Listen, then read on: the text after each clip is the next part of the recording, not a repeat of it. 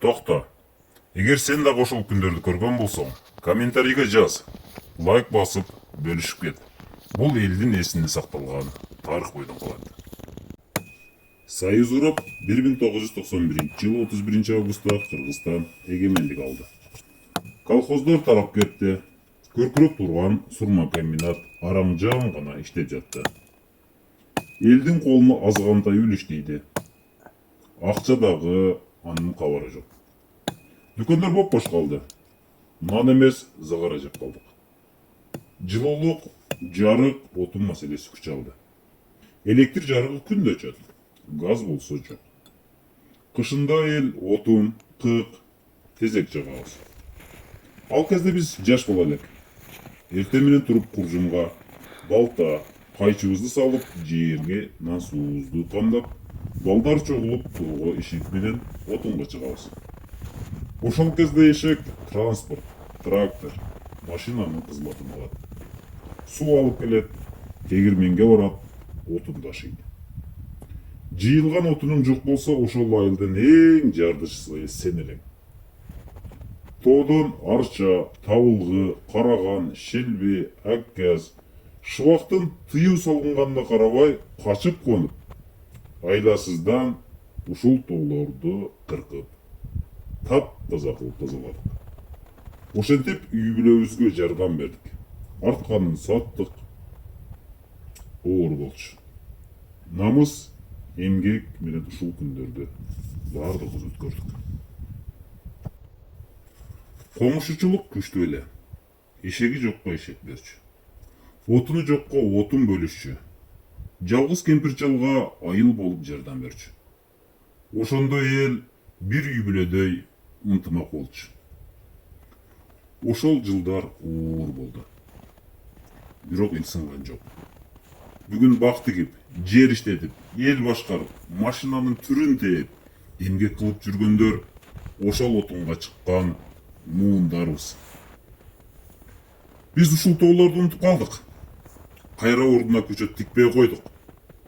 Талаа бойдон чөл болуп калды. А биз болсо бул тарыхты унутуп калдык.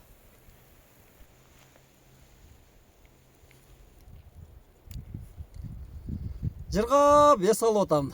Кыштын күнү, кыштын чилдеси мына дарактын башында камбекте эс алган кандай сонун, Муну бирөө жасаптыр, мына шаты кылыптыр. Бул жагда жип менен шаты болуптур. Мына ушул кичине эле дарактын башына ушундай уя салып коюптур да. Балким жазда жасаса керек муну. Туугандар, кече интернетке койгон карнавалдар мына ушул тоолорго жасалган.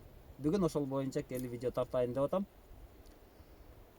Туугандар, бир адамдын колунан бак кылуу гана келет да. А көпчүлүк болсо мына ушундай айылдарды толук токой кылып алса болот. Мына ушундай тоолорду эл жабыла кылсак, сонун токойлорду кылып алсак болот эле. Мына ушул отурган жол бул канал болуп эсептелет. Бул 70-80 жыл мурда мына ушул каналдардын бардыгын тоолорду 40-40 аралыктарда казылган экен. Азыр эми топурак түшүп отуруп, азыр булар жол сыяктуу болуп калган. Ар бир 10 метрде ушундай канавалдар казылган. Бул жерге убагында көчөттөр отургузулган, эгилген. Азыркы кезде бул жерде көчөттөр жок. Болгону иизи гана калган. Мына ушул каналдарды казыш үчүн ата-бабаларыбыз бир күндө 14 саат бою бир нан үчүн гана иштеген. Эмгек акысына натыйжасында бир нан алган экен. Ассаламу алейкум, кыргыз элим. Бул тоолор жөн эле таш эмес. Бул тоолор биздин менен киндиктеш. 100 жыл мурун ата-бабаларыбыз ушул жерлерге кол менен канал казып, көчөт отургузган. Суу тартып, дарак өстүрүп жерди тирилтишкен. Бүгүн мына ошол салт унутулуп баратат. Мен аны кайра жандантайын деп чечтим. Бир кезде биз бул тоолорго отун үчүн чыктык. Айласыздан. Жашоо үчүн күрөш болгон. Эми болсо ошол тоолор бизден кайтарымды күтүп турат. Бүгүн биз тоого балта менен эмес, бадам, мисте, өрүк, алма көчөтү менен чыгайлы. Мисте бул чыдамдыктын дарагы, чыдамдыктын символу. Бадам болсо бул берекенин дарагы. Бул көчөт отургузуу бир жылдык иш эмес. Бул балдарыбызга калчу рызкы. Бул жакшыл Кыргызстандын келечеги. Эгер сен ошол жылдарды көргөн болсоң, кел. Бир көчөт тигип кет. Көрбөгөн болсоң, салым кошуп кет. Себеби бул бардыгыбыздын Кыргызстаныбыз. Хадистерде келет.